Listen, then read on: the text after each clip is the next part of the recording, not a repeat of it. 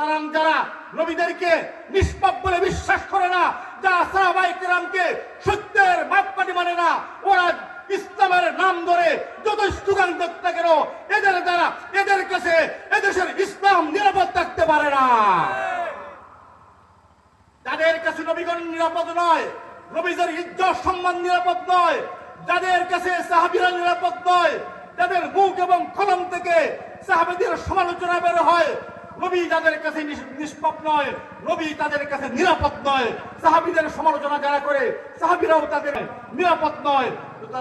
সুতরাং আমরা বলতে পারি, যাদের কাছে নবী এবং সাহাবীরা নিরাপদ নয়, তাদের কাছে এই বাংলাদেশও নিরাপদ থাকতে পারে না। বুঝে শুনে সিদ্ধান্ত নিতে হবে। এমন হুজুগে বাঙালি হলো হবে না, এমন কোন সিদ্ধান্ত নেওয়া যাবে না যে সিদ্ধান্তের কারণে আমার ঈমানের ক্ষতি হয়ে যায়, আমার আমলের ক্ষতি হয়ে যায়, আহলে সুন্নাত ওয়াল জামাতের মতবাদের ক্ষতি হয়। এমন কোন সিদ্ধান্ত আমাদের কখনো আগামী দিনে নেওয়া যাবে না। তাই সতর্ক থাকতে হবে, সাবধান থাকতে হবে। হুজুগের সাথে জুসের সাথে কাজ করানো হবে না, হুশ ঠিক রাখতে হবে।